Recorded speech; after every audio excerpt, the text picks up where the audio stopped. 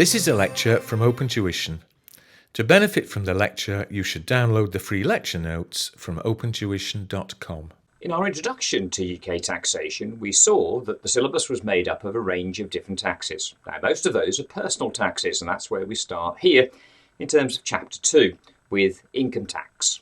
Now, income tax is by far the largest of the personal taxes that we have to deal with.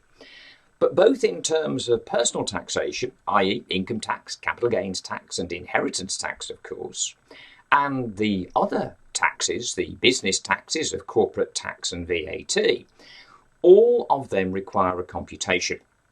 And that computation is going to be basically split into two components.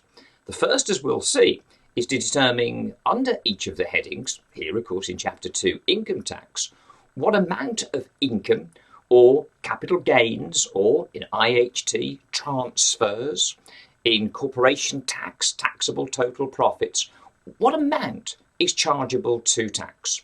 So we have to compute, first of all, the amount chargeable to tax.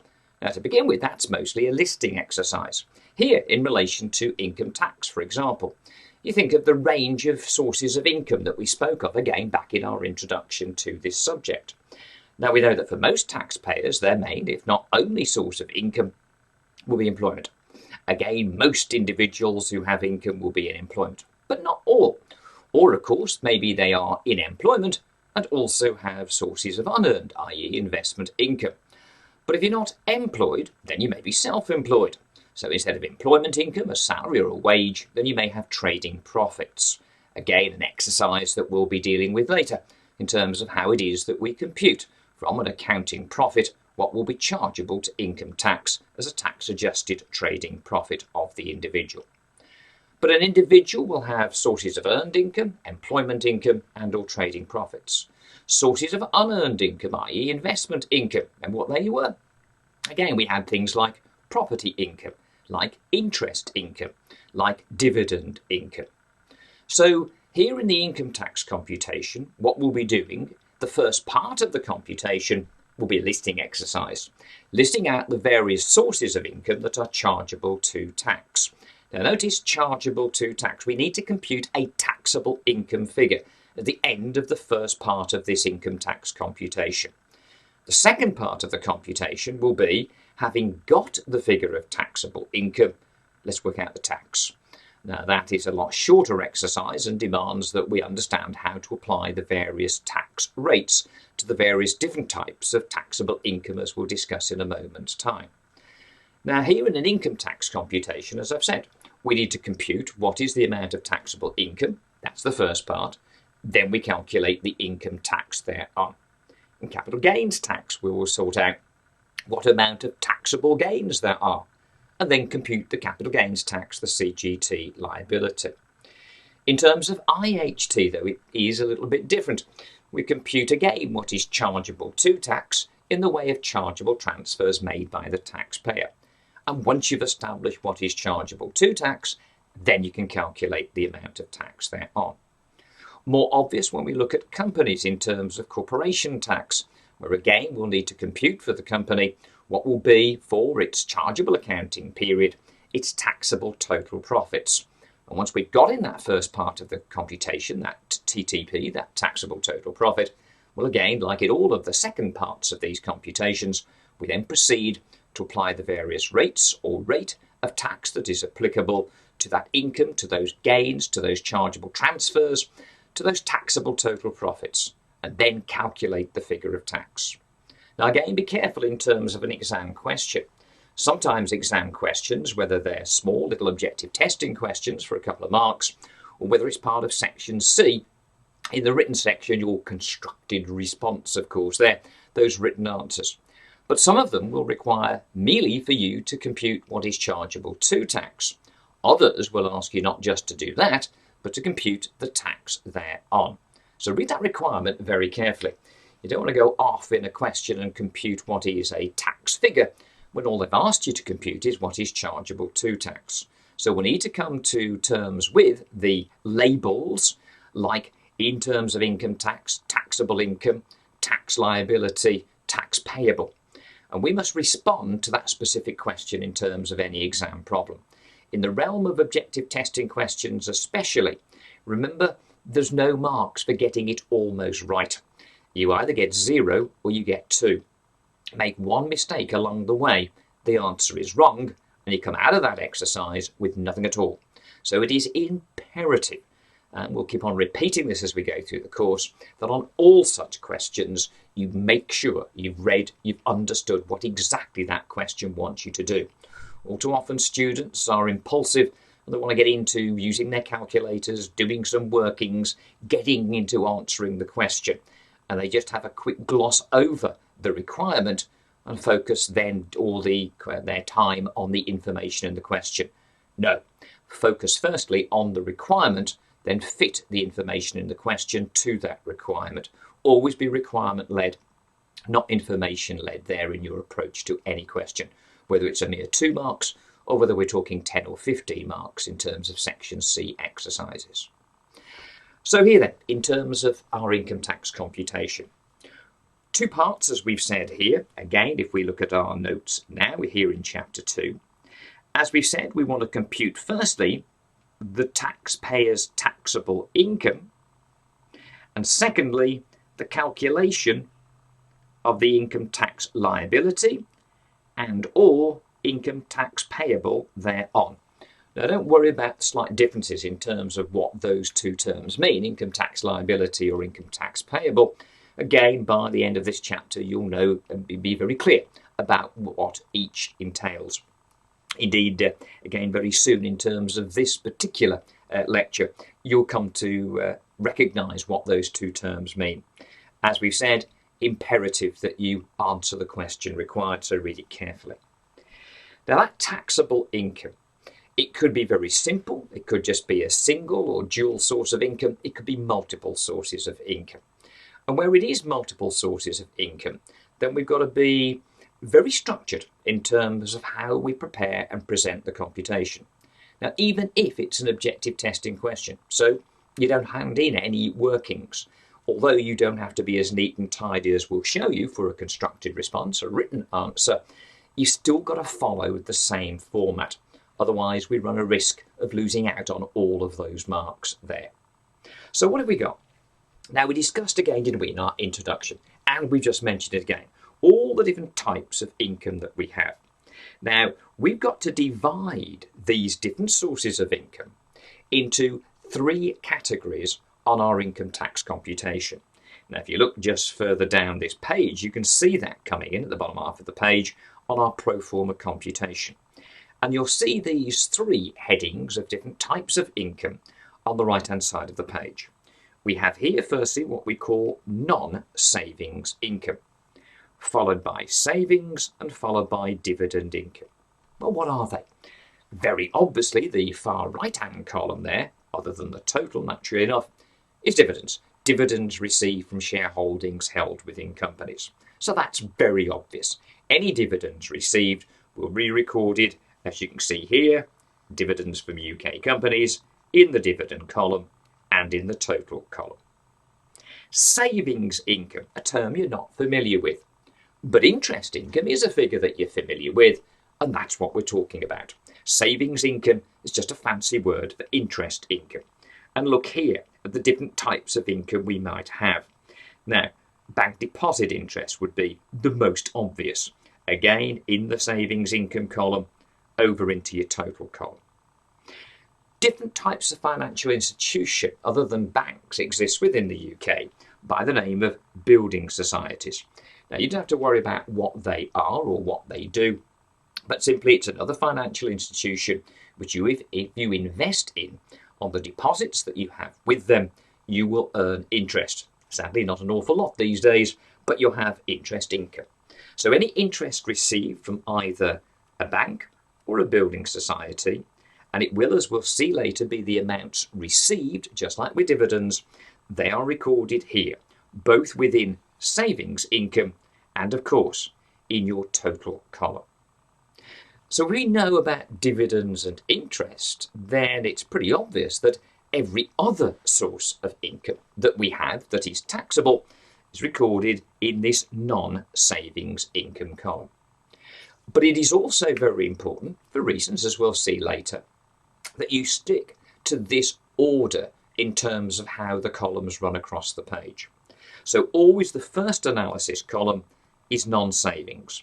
Now, what other income other than savings and dividends might we have? Well, the two different types of earned income. Obviously, as here, trading profits or employment income. Those are non-savings.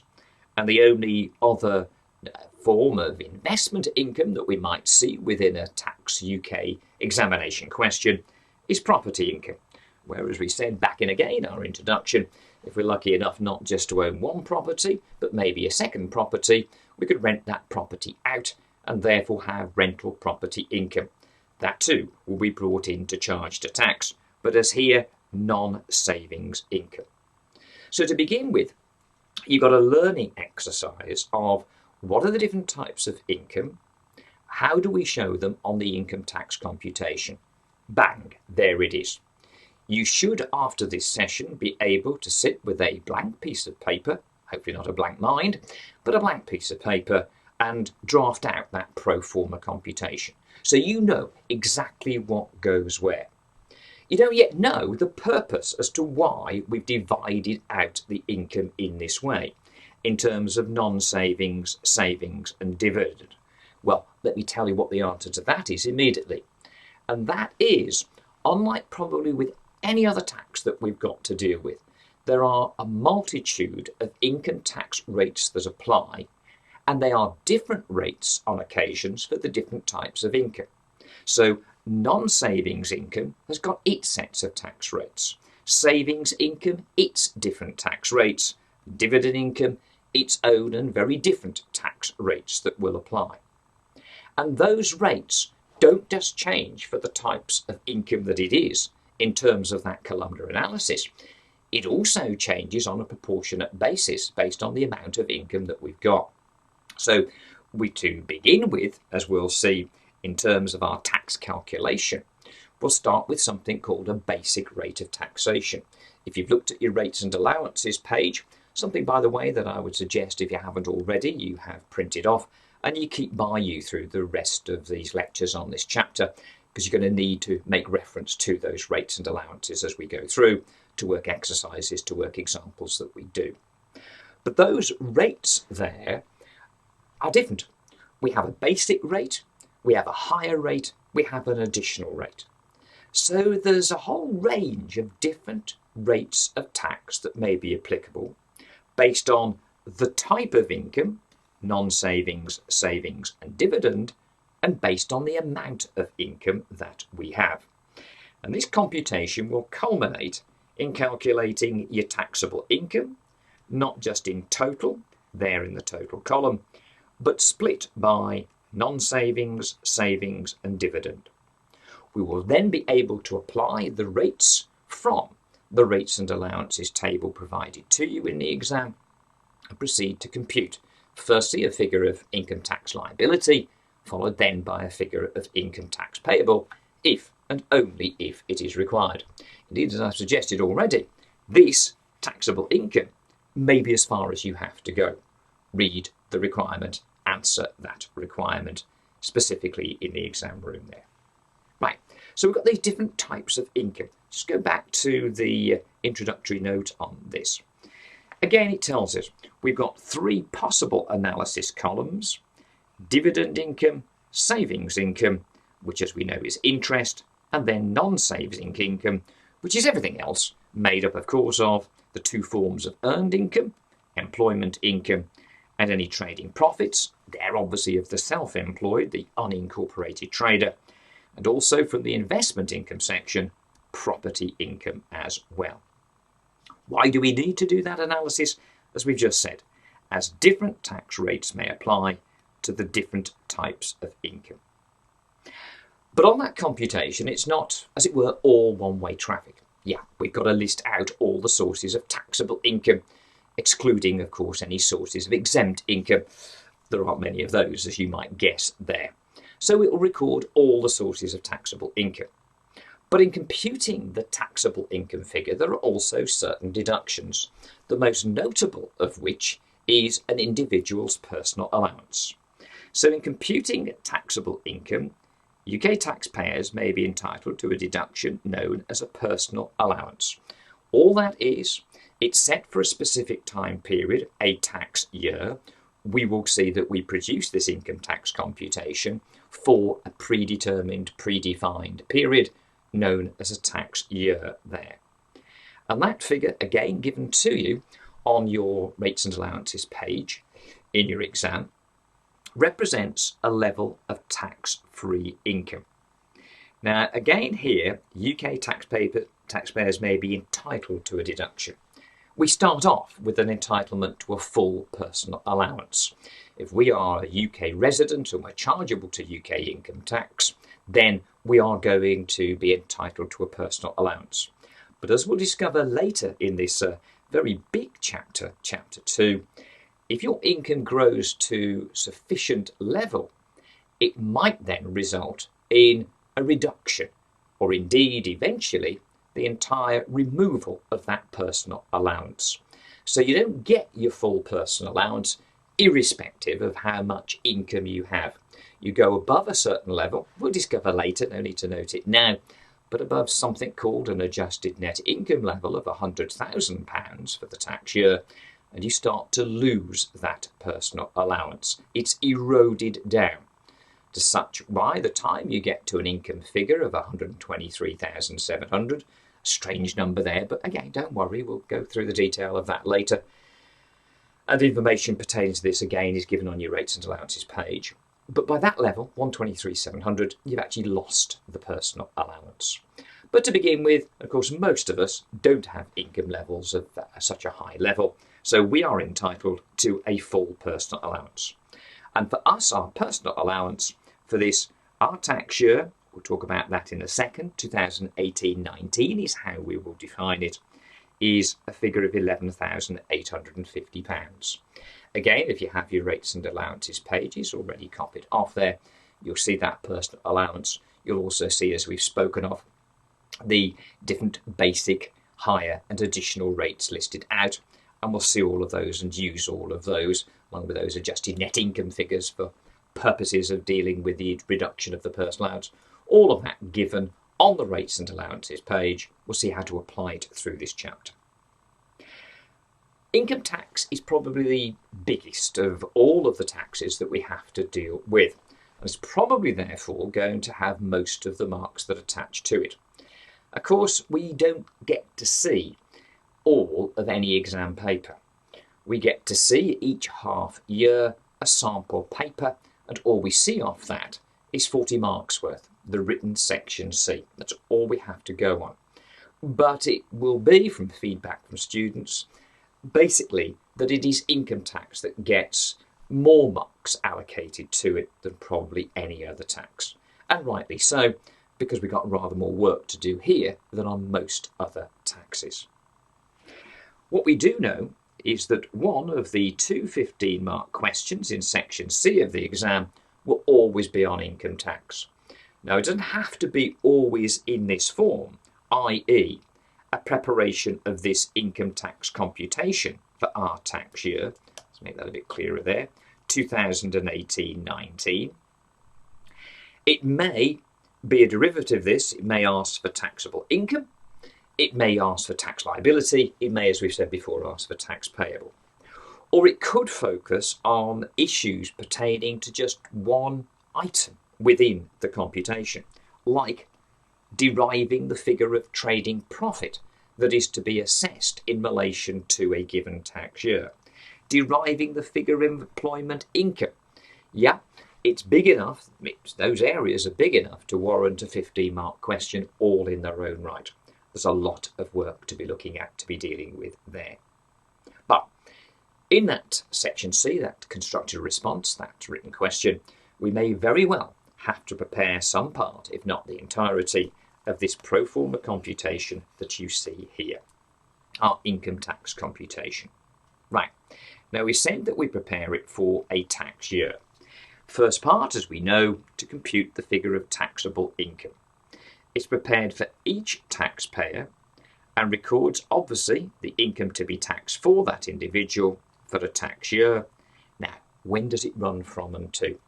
strange dates. Don't worry about the history that lies behind it, but our tax year runs from 6th of April in one year through to the following 5th of April. The tax year that we are being tested on in terms of its rules and rates and allowances is the tax year 2018-19. And that runs from April the 6th, 18, the start of the tax year, through to April 5th, 19, the 18-19 tax year, as we'll note. And that gives us a problem. Not too big a problem for most of our sources of income, but the problem is that each source of taxable income requires its own basis of assessment to determine how much of that income is to be assessed to tax in each such tax year. Income will arise or be received at different points in time, different dates within the year. So, pardon me, how do we know which amounts of any source of income should be allocated either to the 17-18, the 18-19, or the 19-20 tax year? So we've got to have a basis of assessment that allows us to determine this amount of that source of income belongs to this specific income tax computation. We need a basis of assessment. Now, thankfully, for most of these, we work on a received basis. And that therefore makes life very easy. As we've already mentioned in relation to our sources of unearned income here, with dividend income, we look at the dividends received from the 6th of April to the following 5th of April. We look at the interest received, whatever form that might be in, that is taxable. What was received between the 6th of April for us 18, the 5th of April 19. And in it goes, allocated here to this particular tax year's income tax computation. Property income. Now, I am going to say that this is also on a received basis. But if any of you have looked at tax before, you'll find that this is different to what you've seen before. What used to happen, and we'll look at the detail of it in Chapter 3, is up until the previous year, 2017-18 tax year, up until then, what we did was to use what we use in business, an accruals basis. That now has gone. It's been simplified. We don't have to get individuals who might have some property income but are not in business per se. They don't have their own business, unincorporated trade. They're not used to financial accounts. They don't have to worry about an accruals basis. It's now very much simpler. All they've got to pick up on is what is the rent received and what are the expenses paid. And that basically will give you the assessment in relation to your property income.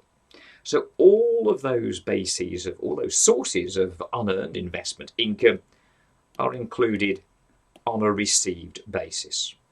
Employment income is also on a received basis.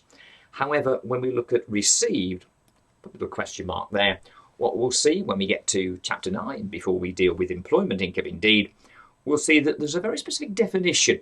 And received doesn't just mean when you actually get the cash, when you receive that cash, when you receive your salary at the end of the month in your bank account, or your wage at the end of the week in your pay packet, or again going into your bank account. There's a slightly more, how shall we call it? Oh, again, pardon me. A slightly more interesting definition of received there. That one, oh dear, that one, trading profit, is very, very different. There we have a problem. The problem is, how do we relate a set of accounts, a financial statement, a statement of profit or loss, that the individual could have chosen to prepare to any accounting date they choose within the year, and for which we have computed a profit, financial statement terms, as a net profit. How do we, one, make that acceptable for taxation? Because we will not simply allow for taxation, the taxpayer to be assessed on the accounting net profit. It will have to be adjusted. But then, having got that adjusted profit, which profit? The accounting year end, this date, that date, any other date? What do we include within any tax year? And what we'll see there, and we've got some 5 chapters that deal with everything to do with trading profits, or indeed, as is just sneaking in there, even trading losses. Remember, when you set up a trade, there is no God-given right that you are going to make a profit. And sadly, sometimes you may indeed incur a loss there. So how do we deal with all of those things? 5 of our chapters here deal with the unincorporated trader. Okay, that therefore we'll leave until later. Again, insofar as this section is concerned, we will be basically dealing with the other sources of income, and the figures, the assessments will be provided to you within the examples that we do. But a lot more detail on those coming up later. So, in a section C question, or a part of this in a section A or section B, an OT question, may require you to prepare parts of or all of the income tax computation. Learn it. Sit down, learn it, get a blank piece of paper. You do that from memory. Make sure you know what that income tax computation looks like. Do it in this order. Our earned income here, first of all, before our unearned income. Our earned before the unearned income. Then analysed by non-savings, savings, dividend, and then a total. If you want to put the total as the first column or the final column, as I've done here, that's entirely up to you. Again, depending on what exam kit or revision kit you may be using, you may see different publishers putting that total column at the start rather than at the end.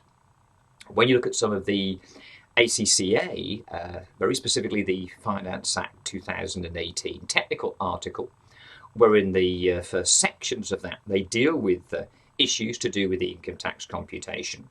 Sometimes they don't bother with these analysis columns. Now be very careful. Okay, if it's an objective testing question, then there are no marks for presentation. You either get the 2 marks for getting the right number, the right figure, or you don't get any at all. But to be able to get that right figure, you need to know how much of these bottom line taxable income figures that we see here, how much of them represent the figure of non-savings, the figure of savings, the figure of dividend income.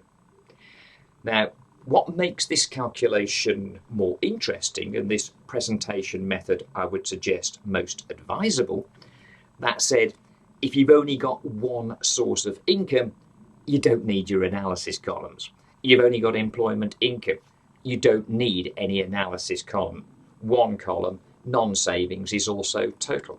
So once you become more familiar with and more comfortable with the techniques here, you'll be able to decide, if you're answering an OT question, how detailed you put the workings in for you to get that number. But if in doubt, always revert back to this. This will make sure you get it right. Now, the things that make it imperative to do that here is this point down here, that deductions from total income, there's your total income, that list of all your sources of income chargeable to income tax for the tax year. Those deductions from total income and the deduction of the personal allowance, you'll see the personal allowance down here. Terms again you become familiar with. Your total income takes certain deductions away, you get net income. Take away the personal allowance, you get taxable income. All right, we'll be looking at the detail of these as we go through the chapter. But those deductions that come away either from total or then from net income are deducted in order from.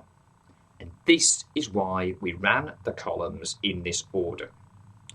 Non-savings, savings, and dividend. Non-savings income, savings income, finally dividend income. So you see the deductions here I've placed in the non-savings column. And of course, in the total column there. There you see those deductions coming out. Now, if the amount of deductions that we had in the non-savings income column, remember your trading profit, your employment income, your property income, if the amount of those deductions, either here these items, which again are far less likely for involvement, it's usually this one that is the only one and is in every exam question. It's that one, the personal allowance, that is the main one. But if you had a figure, for example, here of net income in relation to non-savings income, if that figure in there was £10,000, remember what your personal allowance was. Now, I don't expect you to remember, to be fair, at this point in time, but if you go back up here, there you go, 11,850 for our particular year. So that means that we'll only use 10,000 of the personal allowance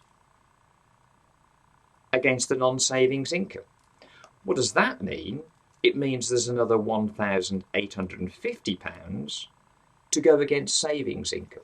So we move across. Now, if non-savings taxable income is more than £11,850, it all goes against the non-savings, and that's the presumption in terms of what you see on this pro forma. But if that non-savings taxable income is less than the available personal allowance, then you use, well, here, 10,000, that would bring that to nil. You move the 1,850 over there. If your savings income was bigger than 1,850, then of course you would get the resulting balance in there. If you only had £1,000 of savings income, then the remaining £850 of unused personal allowance would go against dividend income. Now that's why we need to analyse our columns in terms of the sources of income, so that then the deductions, most likely and probably only the personal allowance, deducted in that order: non-savings, savings and dividend income. You can then get your individual figures of taxable income, split as we said we must have, into those, if we have them all, three categories. Then you can apply in order the tax rates to non-savings income, followed by the tax rates to savings income, followed by the tax rates to dividend income. All of which we go through in detail again in a later part of this particular chapter here. So get used to that pro forma. Again, you might want to take a break now and just have a little look through that pro forma, get used to the idea, because we're going to be using that time after time in relation to this particular chapter with the various examples that we do. So I suggest have a little pause now, and then we'll come back to this. Well, hopefully by now the income tax computation that you see there for our tax year 2018-19 is like an old friend to you. Again, you are comfortable with the structure of this, listing out down the left-hand side the different sources of taxable income, starting with earned income, trading profit and or employment income, and then moving through to the unearned or investment income, which may be made up as many of those three items of property income, interest income and dividend income. But as well as listing those sources of income down the left-hand side, on the right-hand side of our page, what we also do is to prepare our analysis columns, showing those different sources of income analysed by, as we see here, non-savings, savings and dividend.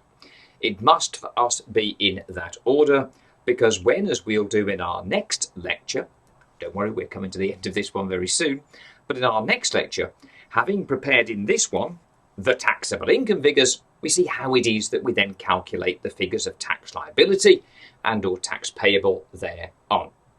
To be able to do that, you need to have three or as many as three figures determined.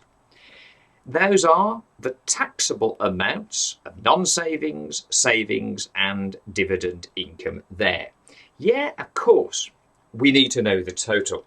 But the actual calculation, given that there are different tax rates that apply to the different types of income, and not only on the type but also on the amount of that income, you need to know the order in which you tax the sources of taxable income. It was also imperative to be able to get those figures of taxable income as to why you need to produce these columns, because of the various deductions. Very rarely do we see these deductions from total income. But every time we prepare an income tax computation, every time we need to calculate taxable income, you've got to deal with the personal allowance. Again, to begin with, standard personal allowance, £11,850. Not only is that, as we see here, deducted in your total column, it would also be deducted in the various analysis columns.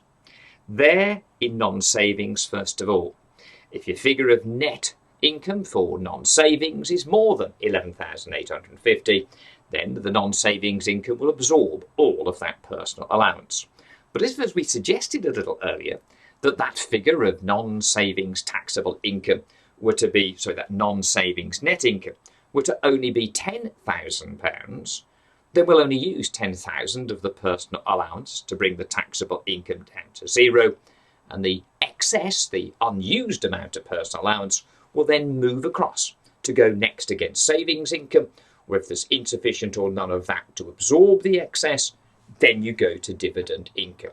So that's the order in which we must prepare this computation. Get your heads around it again before we come, as we will in our next lecture, to deal with the calculations of tax. Just over the page, just to finish off this lecture, what we've seen is that we've recorded all sources of taxable income. But there are a few examples of exempt income. As again you'd expect, it's not probably going to be one of the longest lists in the world, is that list of exempt income.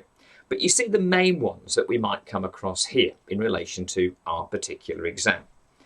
And what you'll see to begin with is two different types of interest. To begin with, interest, or indeed bonuses, on national savings and investment, this is the government, certificates. Now, you don't know this as yet, but you're going to see other national savings and investment products, national savings and investment accounts that individuals may put deposits in that earn interest, which income is fully taxable. Again, that will be included there. Remember, on that pro forma computation, we had recorded in relation to interest income, not just building societies and bank deposit, but also other interest. Now, that source of taxable income is probably, most likely anyway, going to be a form of national savings and investment account. So it's only when you see that word, certificates, that this is exempt. It's an issue that students often get confused about, hence why I mention it now. NS&I, National Savings and Investment, get used to that abbreviation, NS and I. Certificates are exempt, but if it was National Savings and Investment Account interest, we'll see that in Chapter 3, then that would be taxable and would be included in the normal way as savings income on the income tax computation.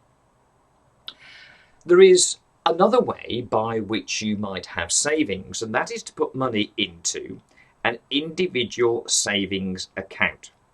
Now again, this is dealt with in Chapter 3, so you don't have to worry about it now, other than if you see income from an ISA, which is going to be either interest of cash deposits placed into that individual savings account, or dividends of shares that you've put into that individual savings account, then they are exempt. Otherwise, as we know, normal interest income and dividend income is taxable.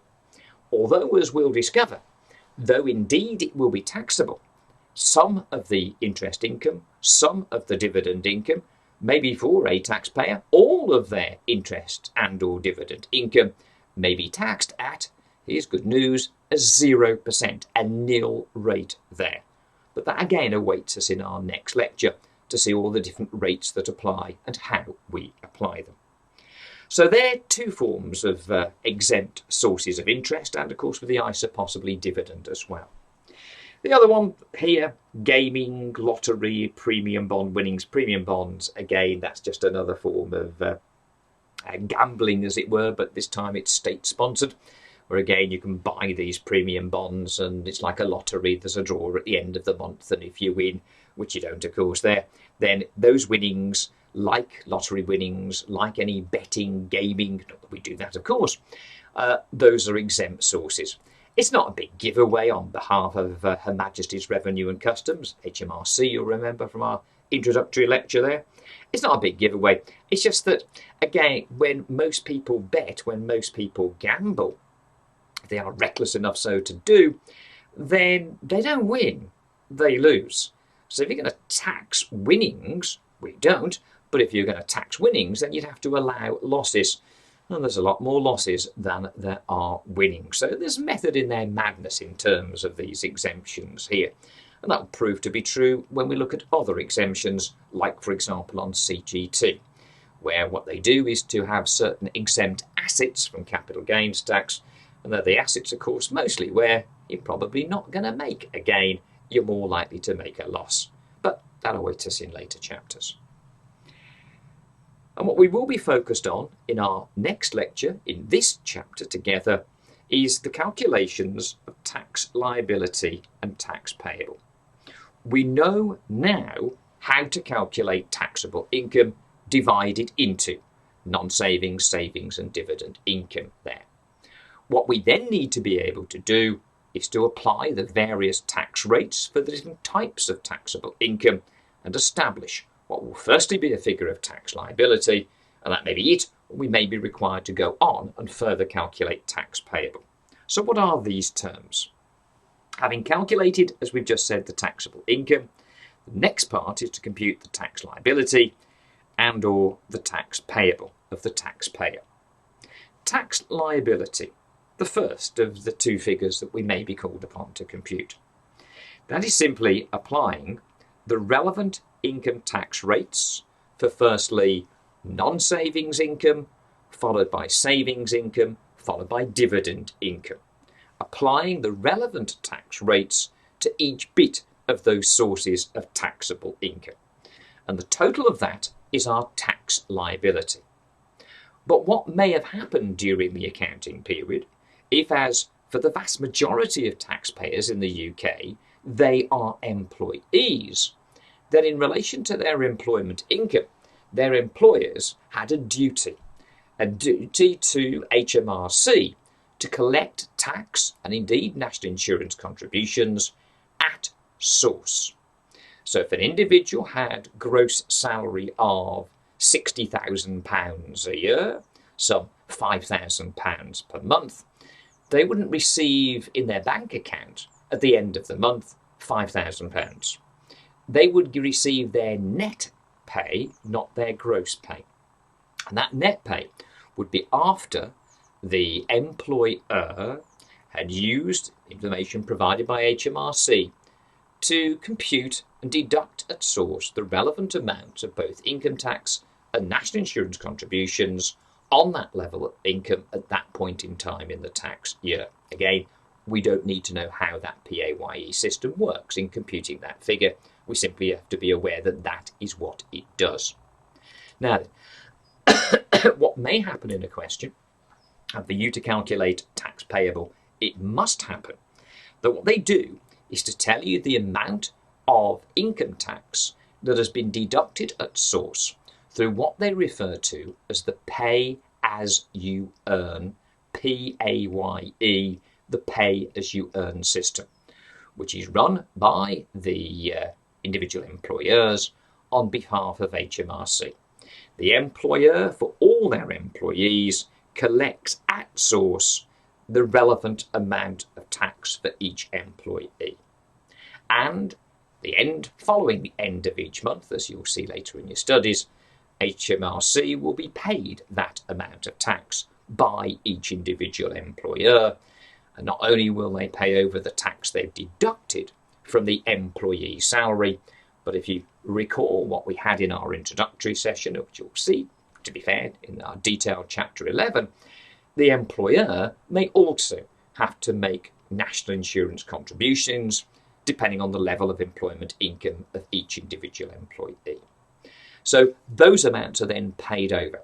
So what is happening is, rather than HMRC having to chase down every individual employee and get them to pay the right amount of tax over to HMRC, they get the employer to do their dirty work for them, deducting that tax at source. It's a very sensible system for HMRC, and paying it in one lump sum, again on a monthly basis, over to Her Majesty's Revenue and Customs. It's a much better way. Get it for HMRC, that is, getting the employers to do their tax collection for them, and pay the relevant amount of tax in total to them. So, in calculating tax liability, as we said, had to take each part of taxable income in that order: non-savings, followed by savings, followed by dividend income. These sources of income, why do we separate them out? They have different tax rates that apply not only to the type of income, but also depending on how much taxable income the taxpayer has. Remember we mentioned it? That is, look back at your rates and allowances tables. Again, I'd recommend before next time. You will see that there are different bands of income in which we pay different rates. Basic rate, higher rate, and additional rate. And as you go up, then you're going to get into a higher amount of tax charge. Check those out. We'll be using those rates and allowances next time.